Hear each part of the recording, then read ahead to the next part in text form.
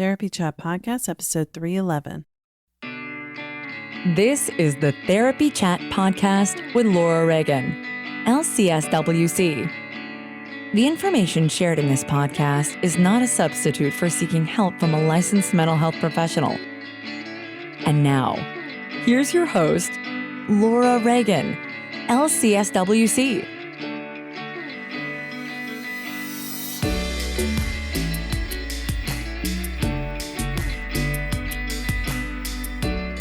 Thank you to Sunset Lake CBD for sponsoring this week's episode.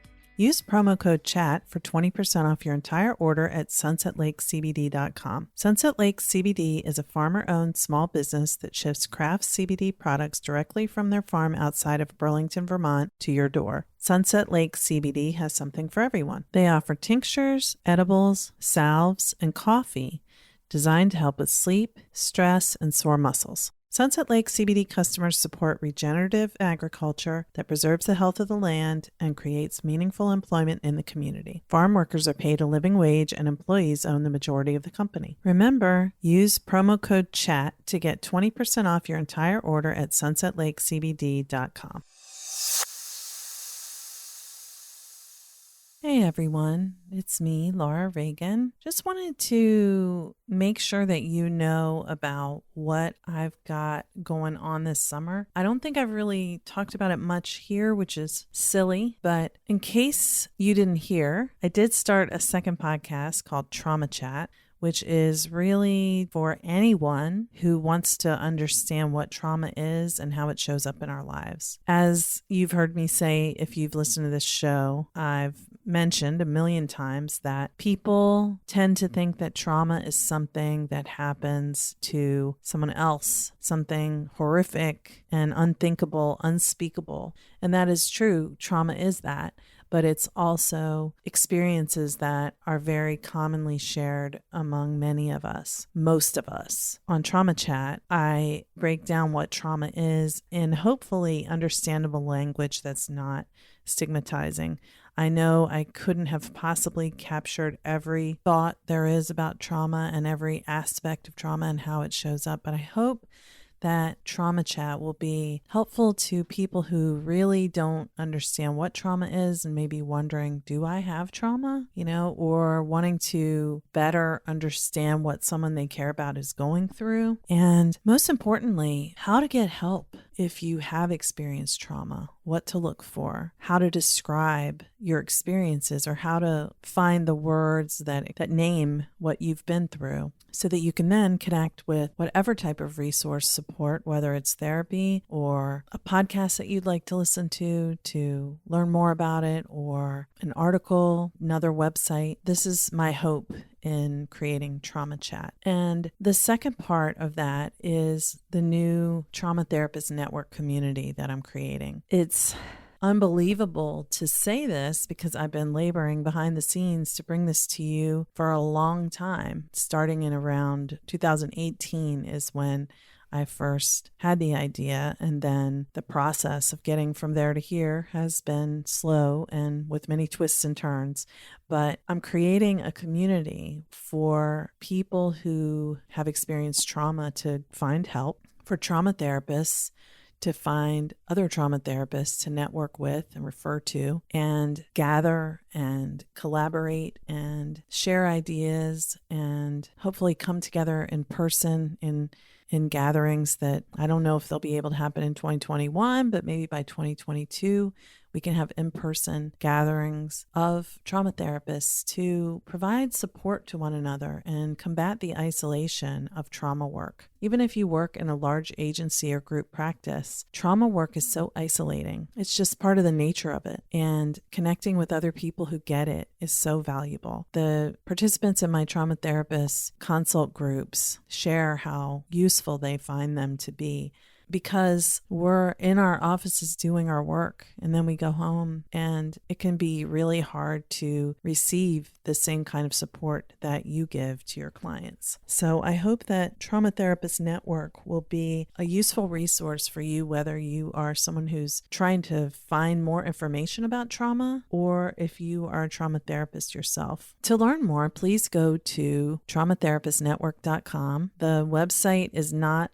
live yet as of June 28th when I'm recording this, but it will be live by August 1st if all goes well, and hopefully there may be even a soft launch before that, a beta version. So please go to traumatherapistnetwork.com where you can find a free download and sign up to be notified as soon as it officially goes live. Whether you are a therapist or just someone who wants to learn more about trauma, there's a download there for you, different ones for each group. And I hope that this resource that I've really created from the heart will bring healing to more people. I really want people who have experienced trauma to be able to find the right kind of support. And that's why I created the Trauma Therapist Network. I hope you will join me there. Like I said, you can get more information by going to www.traumatherapistnetwork.com, where you can sign up to be notified as soon as the official website goes live, which will be in August of 2021. If you're hearing this after August 2021, go there and hopefully you will find the site and you'll see everything that it has to offer. I cannot wait. This is such a labor of love, something that I've really poured my heart into, and I'm just so excited for you to see it. Thank you so much for your support. Hi, welcome back to Therapy Chat. I'm your host, Laura Reagan. Today, as we are recovering from the holidays and getting to think towards a new year, I'm bringing you a replay episode, my interview with Dr. Kristin Neff, the researcher who is responsible for making self-compassion a household name. And Kristin was my guest about 40 episodes back, 30 episodes back, on episode 283, and she talked about fierce self-compassion, which is in contrast to the type of self-compassion she taught us about initially. She calls gentle self-compassion. So gentle self-compassion is the yin, and fierce self-compassion is the yang, and we need both. So she explains this, and I think this is an apt conversation to revisit as we move through the holidays and into the new year, and we're thinking about how we want to show up in life. So I hope you will enjoy this as much as I enjoyed interviewing her. Last reminder for 2021, that if you're a therapist who specializes in trauma, or if you work with trauma survivors, hint, trauma survivors make up a huge portion of clinical population. So even if you don't think you work with trauma survivors, you probably do. But if you have the specialized skills to work with trauma survivors so that you can help them heal, consider joining Trauma Therapist Network. We have a directory where people can go to find a trauma therapist, and the offerings are increasing, but the price won't for founding members. So if you lock your price in right now or before February 1st, 2021, you can subscribe as a founding member for $33 a month to the Trauma Therapist Directory, which is on Trauma Therapist Network. Of course, the network is free for anyone who wants to get information, but for a therapist to have a listing, it's $33 a month, and the price is going up February 1st. Starting March 1st, there will be weekly content updates for all members, including those who join after February 1st at the higher price. Everyone who joins will get access to all of the past content that has been posted weekly just for therapists, and this includes trainings, consultation calls, and we'll still have our community calls once a quarter as well. So I'm really excited to bring all of this to you. If you're a trauma therapist, please do consider joining at traumatherapistnetwork.com. Happy New Year to you all, and I'll catch you in 2022. My guest today is Dr. Kristin Neff. Kristin, thank you so much for being my guest on Therapy Chat today. I'm happy to be here, Laura. Thanks for having me. Yes, I'm so happy too. And can we just start off by you telling our audience a little bit about who you are and what you do? Yeah. So my son calls me the self-compassion lady. So I'm the self-compassion lady, right? So I started researching. I'm a associate professor at the University of Texas at Austin. So I'm a researcher. And for almost the past 20 years, I've been researching self-compassion in particular. And then about the last 10 years, I've been developing ways to teach people how to become more self-compassionate.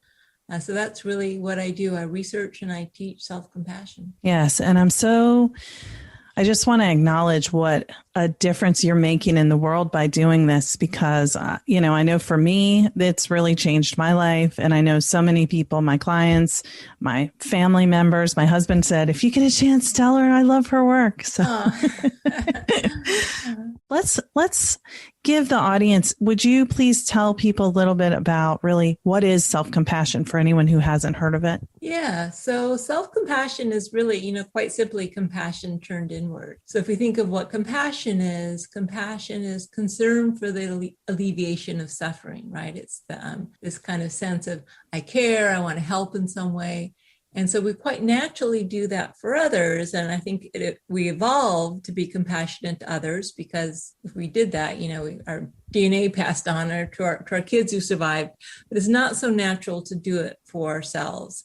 And so what self-compassion is quite simply is just doing that U-turn and giving ourselves the same kindness, care, warmth, support that we naturally give to those we care about. Yeah. And what I've experienced myself is that when I give myself more compassion, I have more compassion for others. So, it's easier to care for other people and understand what drives their behavior when I'm giving myself more compassion. Right, exactly. So, it's actually doesn't appear to be true empirically that you have to have self-compassion before you give compassion to others, because a lot of people are actually truly compassionate to others, really kind and caring to others, and aren't good to themselves. But what we find is when you increase in self-compassion, not only does it increase your ability to give to others, but really importantly, it allows you to sustain giving to others without burning out. So it provides more resources to be able to be compassionate and caring toward others. That's so important in the helping professions, which, many people listening are therapists. And so one of the things that I'm really curious about in this new fierce self-compassion paradigm is you talk about harnessing kindness to speak up, claim your power, and thrive. So can you talk about how fierce self-compassion is different? Yeah, so there are different ways to alleviate suffering, right? So one way is I like to call tender self-compassion. And this is really all about unconditional self-acceptance, right? So we accept that we're imperfect. We care for ourselves anyway. It's very different than self-esteem. It's kind of an unconditional sense of self-worth. It's more of a gentle, tender, nurturing energy. But to alleviate our suffering, although we need to accept ourselves, we don't want to accept all our behaviors. If our behaviors are unhealthy, it's not compassionate to accept those. And we also don't want to accept all our situations. If we're in a toxic relationship or really unhealthy work situation, it's actually not compassionate just to let that slide. Right. So if we really care about ourselves, we're going to do whatever we can to change our behaviors under situations so that we suffer less, right? And I like to call this the fierce side of self-compassion. It's really the action-oriented side of compassion. And there's three main ways that it manifests. There are probably more, but at least three that I've developed. One is a self-protection, right? So drawing boundaries, saying no, even getting angry when necessary to protect ourselves, to speak up, to stand up for ourselves. That's a really important part of self-compassion. Also providing for our needs, right? Instead of just always saying yes to others, yes, I'll do what you want. Actually saying, my needs count too. And I'm going to take action. I'm going to spend time and energy and maybe even money if I need to actually meet my own needs. In other words, I count too. And then finally, motivating change. Actually, the biggest barrier to self-compassion is people think will undermine their motivation. It's because they don't understand fierce self-compassion, right? Part of caring for yourself is reaching your goals, learning from your mistakes. But the thing is, you do it not out of a sense of insufficiency, like beating yourself up if you fail or thinking, I'm a failure if I fail. No, you aren't a failure. You can still tenderly, unconditionally accept yourself for failing. And yet part of being compassionate is saying, but what can I learn from this failure? How can I do better next time? Because I care about myself, and doing it with encouragement as opposed to harsh self-judgment. So this is really fierce and tender self-compassion. And I wrote the book for women primarily just because, we need both, right? It's like yin and yang. We need both to balance both energies to be healthy and whole.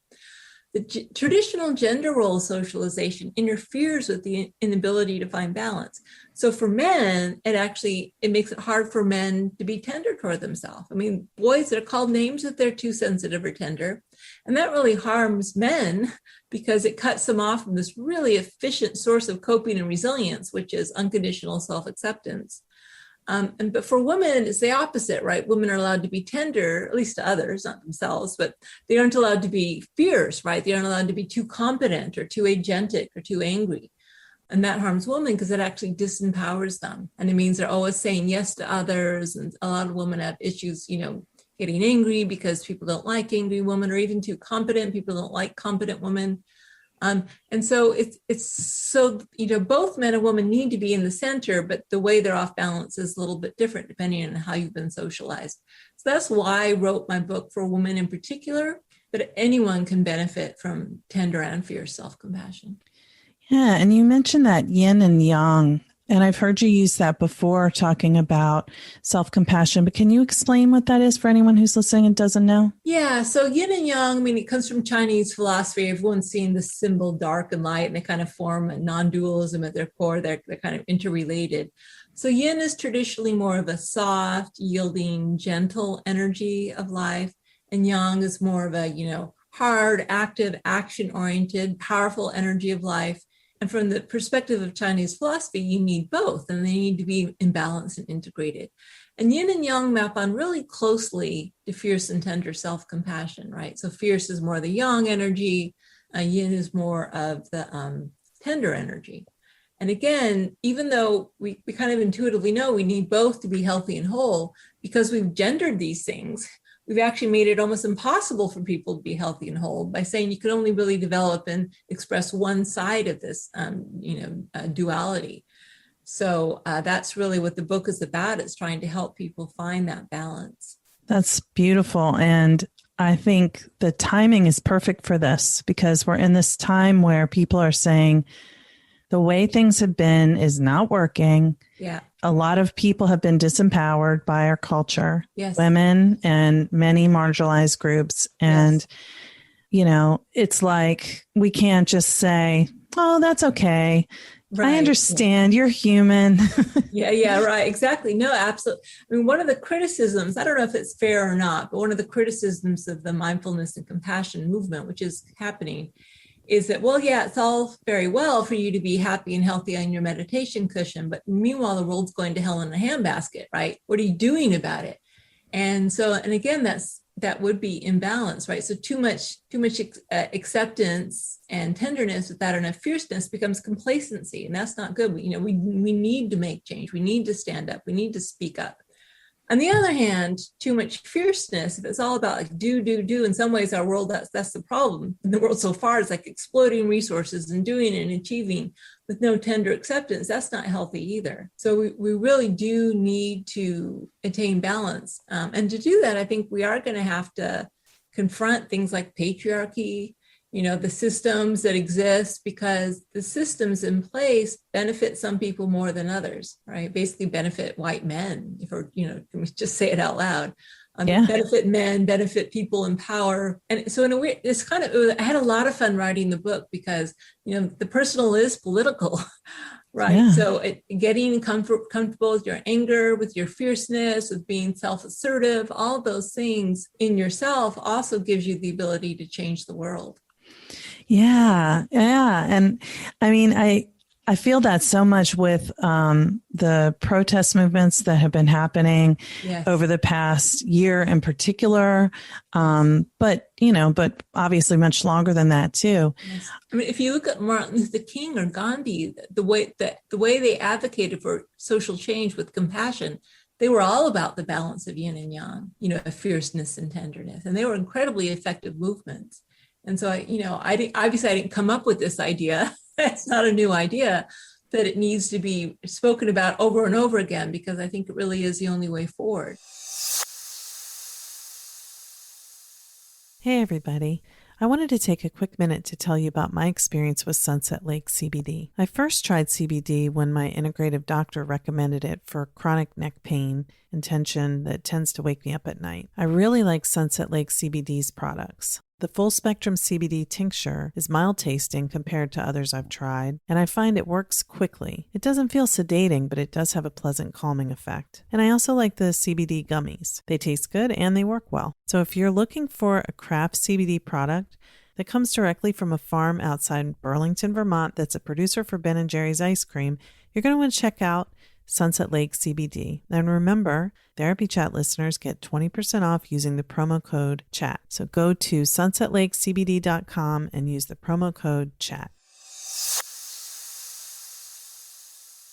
Yeah, and you see the culture tries to squash dissent, even as we have freedom of speech and freedom of assembly. But, it's there's a whole narrative about destruction that isn't really as destructive as it's being portrayed. And, there's a lot of ways that voices are being disempowered and being disenfranchised. And a lot of these are internalized voices, right? And so I'm not going to, there's a lot of different disenfranchised people, like this internalized racism and stuff. But so my book, I don't really go into that as much as I talk about like the sexism. So in some ways, traditional gender role socialization is internalized sexism, because women are taught that they aren't powerful, that they aren't allowed to get angry, that, people don't like them if they're too competent. I mean, the research literature is really horrible. If you look at it, you look two exact same resumes, exact same qualifications, school and everything. People assume that the resume with the name Steve on it, as opposed to Susan, that Steve is more competent and he should be paid more money, he's a better leader. This isn't conscious. If you ask people who's more competent, nowadays people actually say they think women are probably more competent. But unconsciously, all these stereotypes have been internalized.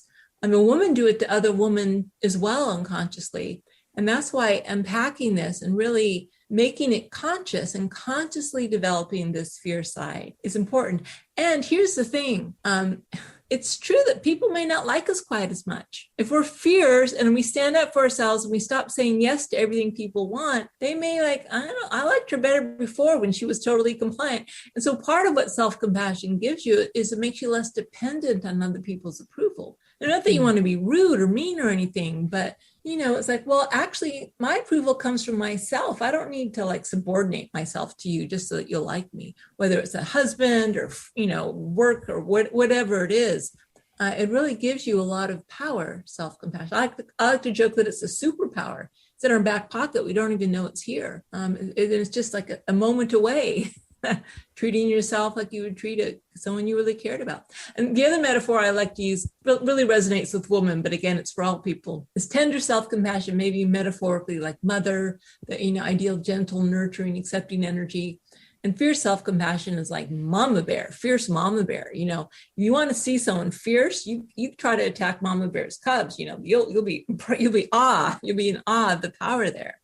And we all have that inside of us, and sometimes it comes out with our children. It's allowed to come out in that context. So that's why I talk about harnessing kindness, harnessing that fierce, protective, loving, caring energy that we can show to our children or people we really love, and making that U-turn and using it for ourselves. That's what seems so complicated, because the mama bear idea, it is culturally sanctioned and encouraged. You fight for your children. You do anything you have to do. If bus is coming towards your children, you step in front of that bus and stop it, But how do we do that for ourselves? That is so socially out of line, to be like, no. And yeah, well, that's not okay with me and things like that.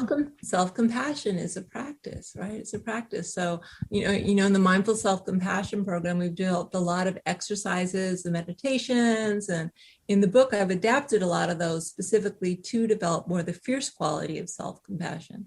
So it's something you need to do consciously and practice it. And the nice thing is you'll probably get it wrong. And then you can use the tender self-compassion. It's okay to get it wrong. Everyone gets it wrong. So I'm going to keep on trying, right? And it is a path. It's a process. It's not like you get there. It's not like you ever arrive at some destination and you've got it all together. You'll continually get it wrong. But it's a really way of orienting toward life and having access to both our fierce and tender energy. It's going to help us be stronger, more capable, get through the difficult situations more easily. It's not rocket science. That's the thing. It's not even as complicated as meditation, where maybe you want to like quiet the mind and all that. We have access to it more easily with that feeling of caring concern. So once we practice giving that to ourselves, then it starts to become more natural, even things like standing up for ourselves and being willing to take risks, because it is scary when you stand up for yourself.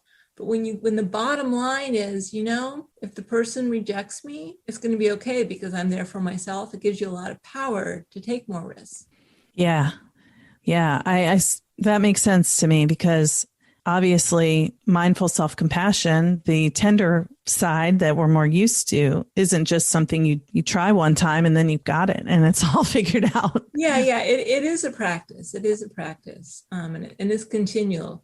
On the other hand, it's easy as just relating to yourself like a friend in that moment. Again, so in a way, it's a practice, but it's not a difficult practice. It's something you need to choose to do. It's really about giving yourself permission. And then once you give yourself permission, it's not that hard. Now, for some people, it's more challenging, like depending on early family history, right? So it can be scary, more traumatic. And that's why therapy is so important. In fact, what the research seems to be suggesting is what makes good therapy is a therapist who helps their client have more self-compassion. Even if they don't use that word, even if they don't do exercises, what you're trying to do is help the client be more healthy outside of the office, right? Which is really self-compassion. And so that is naturally what therapists do. But when it's explicit, so the therapist helps the client do it explicitly, then it makes it even more portable, that therapy, when the client is on their own. But, for some people, it does really help to have a helping hand, especially if there's early family trauma, things like that. Some people need to go a little more slowly than others, take baby steps, but it can be done. I mean, that's what the research shows. Even people with really complex trauma, they can learn more self-compassion. Yeah. And I've seen it myself. And, I think something that you're bringing to mind when you say that is that I know with my clients, and I've experienced it myself too, where doing mindful self-compassion practices, because I'm feeling a lot, and then suddenly the feeling gets bigger, kind of feels worse all of a sudden. I'm like, oh no, that's not what, what I'm going for. Or clients will say, oh no, did I do it wrong? Is it, why am I now having all these negative thoughts about myself? Yeah.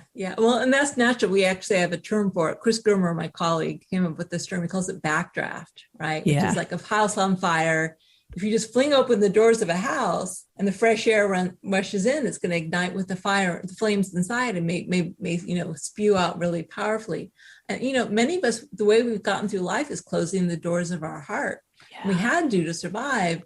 And then you start opening the doors of your heart, and all this stuff comes out that you had shoved down in there. And it's actually a good sign. We want it to come out, right? Because it's affecting you, even if you aren't feeling it, even if you're numb to it. But if possible, and the reason firefighters have those picks is they poke holes around the perimeter of the house, to let the air in more slowly. That's what we want to do. We want to practice self-compassion in a way that's compassionate. And that sometimes means going more slowly, putting your toe in and taking it out, and, distracting yourself if it gets overwhelming, grounding your feet in the floor, really stabilizing yourself. Sometimes you put the stuff in the drawer to come back to later, mentally, because it's just too much right now. All those techniques, which therapists do to help, if traumatic memories come up or disassociation comes up, you do need to be aware, especially if you're a therapist, to be aware of those techniques, because backdraft is natural. It's actually to be expected. It's a good sign. You don't want to overwhelm people, but it also doesn't mean that you have to like say, well, then that's just too hard for that person. They have no hope of ever being kind to themselves because of their history. That's not the case. Because someone just needs to maybe go a little more slowly. But I found once you tell people about backdraft, they're like, oh, that makes sense. And then they can have a better relationship with the backdraft even. Once people realize it doesn't mean they're doing it wrong, it means they're doing it right. Yeah. It really seems to help. It does. And I'll say for me, when that happened with me, one particular time, I stopped what I was doing, started making a grocery list, which brought me back to analytical thinking and out of my emotions. But then I went straight to my therapist as soon as I could. And we started working with it. And it actually gave me an opportunity to address and begin healing something that I hadn't known was affecting me. So that's what we want, right? You can never heal what you don't know is there. Yeah. You can't heal it. You can't feel. That's one of the Yes. Right. Yeah. So I think another point that I would love for you to talk about a little, if you can, is, you said like the imbalance of yin and yang and self-compassion, and how, well, something you said that I saw on your website was tenderness without fierceness can become complacency, but fierceness without tenderness can become force and aggression. Yeah.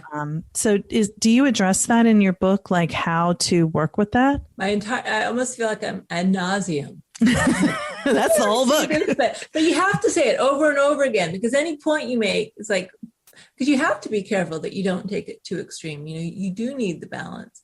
So I have practices, like I have a breathing yin and yang meditation where you actually balance the energies. All the practices which evoke this fierce energy, I usually end with the bringing in intentionally the more tender energy to allow them to merge and mingle and integrate.